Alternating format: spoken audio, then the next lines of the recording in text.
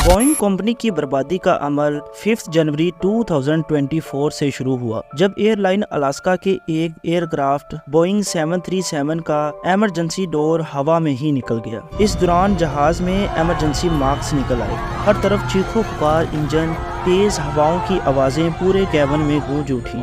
आपको बता दें कि हाइट के साथ साथ एटमॉस्फेरिक प्रेशर और हवा में ऑक्सीजन कम हो जाता है, इसीलिए जहाज के कैबिन में आर्टिफिशियल प्रेशर बढ़ा जाता है और जाहिर है इसका दरवाजा ही निकल गया तो कैबिन का सारा प्रेशर लीक हो गया। अलास्का एयरलाइन की फ्लाइट 1282 में 171 पैसेंजर और 6 क्रू मेंबर मौजूद थे। खुशकिस्मती से जहाज को तो लैंड करवा दिया गया और आसमान पर गिरने वाले दरवाजे ने भी जमीन पर किसी को नुकसान नहीं पहुंचाया, लेकिन ये हादसा न्यूज मीडिया की हेडलाइन बन गया। सबका यही सवाल था कि बोइंग जैसी कंपनी का दरवाजा आखिर कैसे निकल सकता है, खास तौर पर तब जब जहाज 2 महीने पुराना हो। इन्वेस्टिगेशन हुई तो मालूम पड़ा कि इमरजेंसी गेट को री इंस्टॉल किया गया था और दूसरा ये कि जहाज की डिलीवरी से पहले इसमें 3 नट बोल्ट नहीं लगाए गए थे। नाजरीन, एयर ट्रैवल करने वाले ज्यादातर ट्रैवलर इस बिना पर जहाज पर सफर करते हैं क्योंकि इनका भरोसा होता है एयरलाइन पर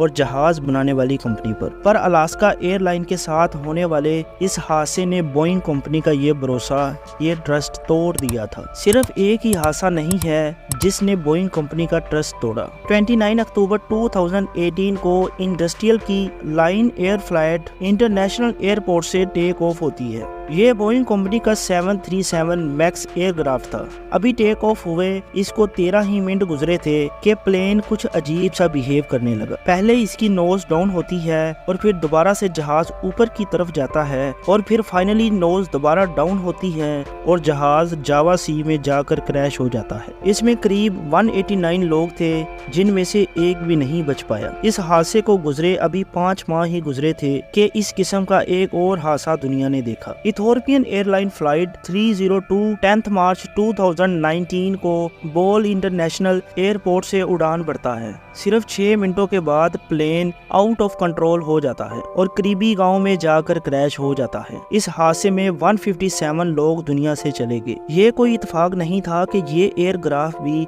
बोइंग कंपनी का 737 मैक्स था। यही वक्त था जब बोइंग कंपनी को टक्कर देने के लिए एयरलाइन यूरोपियन मैन्युफैक्चरर एयरबस मैदान में आया। 2010 में बोइंग कंपनी की सेल में एक जोरदार झटका लगा। एयरबस ने अपना A320 न्यू लॉन्च किया। ये मॉडल एयरबस ने खास मार्केट की रिक्वायरमेंट पे तैयार किया था। इसका इंजन खास तौर पर फ्यूल एफिशिएंट बनाया गया था, यानी ये कम फ्यूल में भी ज्यादा डिस्टेंस कवर कर लेता था। इस साल के दिसंबर में ही एयरबस के 667 यूनिट सिर्फ एक ही हफ्ते में बिक गए। वो बोइंग जो पिछले कई अरसे से इस इंडस्ट्री पर अकेला राज कर रहा था, इसको इतने ऑर्डर पूरे साल में भी नहीं मिलते थे। अगले साल यानी 2011 में बोइंग ने एक नया जहाज 737 मैक्स के नाम पर लॉन्च कर दिया। ये जहाज एयरबस की टक्कर में ही लॉन्च किया गया था, लेकिन ये वही जहाज का मॉडल था जो 2018 और 2019 में क्रैश हुआ था। बोइंग कंपनी को ये जहाज लॉन्च करने की बड़ी जल्दी थी। इन्होंने इस नए जहाज में extra fuel efficient engine introduce करवाया, लेकिन ये इंजन काफी बड़े थे।